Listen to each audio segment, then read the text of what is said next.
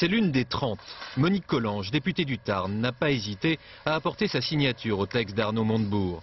Pour elle, il ne s'agit pas d'un débat partisan, mais d'abord d'une question de principe. N'importe quel citoyen qui a fait une bêtise à un moment donné de sa vie, il est poursuivi jusqu'au bout.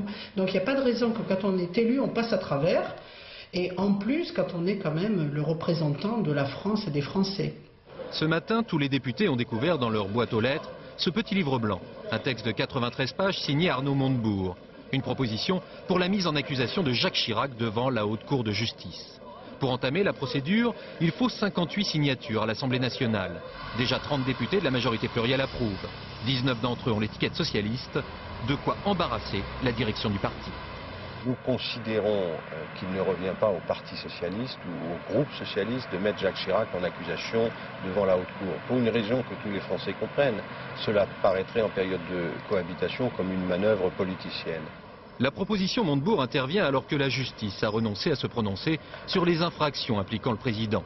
Le juge Patrick Desmures, en charge de l'enquête sur les emplois fictifs de la ville de Paris, a jeté l'éponge le premier. Dans l'autre volet judiciaire, celui des marchés des HLM de la capitale, le juge Éric Alphen s'est déclaré à son tour incompétent. Que ces démarches soient judiciaires ou politiques, aux yeux du RPR, il s'agit d'abord d'une manœuvre en vue de la présidentielle. Les socialistes ont choisi de placer leur campagne sur une attaque personnelle et si possible salissante de la part du président de la République. Alors c'est un système d'hypocrite, à double jeu. M. Jospin joue les bons apôtres, mais hier il lâche M. Hollande qui a fait son petit numéro, et aujourd'hui c'est M. Montebourg.